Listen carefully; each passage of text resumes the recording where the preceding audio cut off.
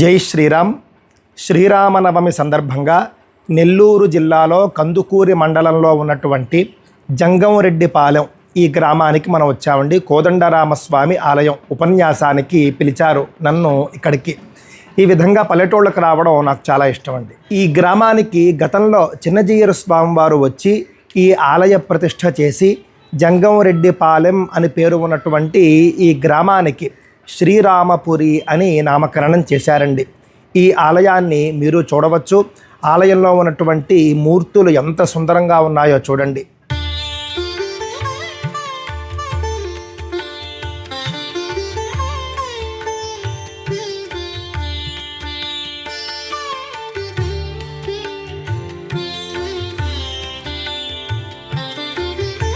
సకృదేవ ప్రపన్నాయ తవాస్మీతి చ యాచతే అభయం సర్వభూతేభ్యః దదామ్యేతద్వ్రతం మమ.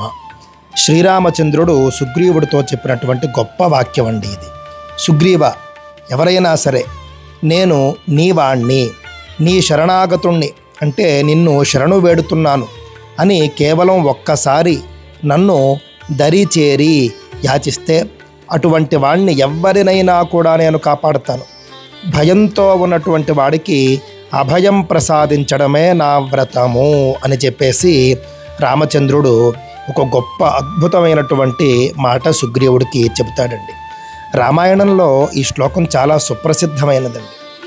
కావున మనమంతా కూడా రామచంద్రుణ్ణి దర్శించినప్పుడు ఈ విధంగా అన్యథా శరణం నాస్తి త్వమేవ శరణం మమ తస్మాత్ కారుణ్య భావేన రక్ష రక్ష రఘూత్తమ అని చెప్పేసి ప్రార్థించాలండి.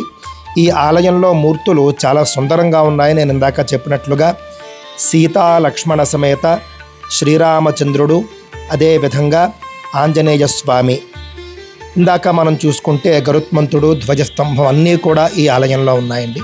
చాలా అద్భుతంగా ఉంది. ఈ పల్లెటూరులో గతంలో జంగంరెడ్డి పాలెం అని పేరు ఉన్నటువంటి ఈ పల్లెటూరు ఇప్పుడు శ్రీరామపురి అని పేరు ఉన్నటువంటిది గొప్ప గ్రామం. ఇక్కడ హిందువులు మాత్రమే ఉంటారు.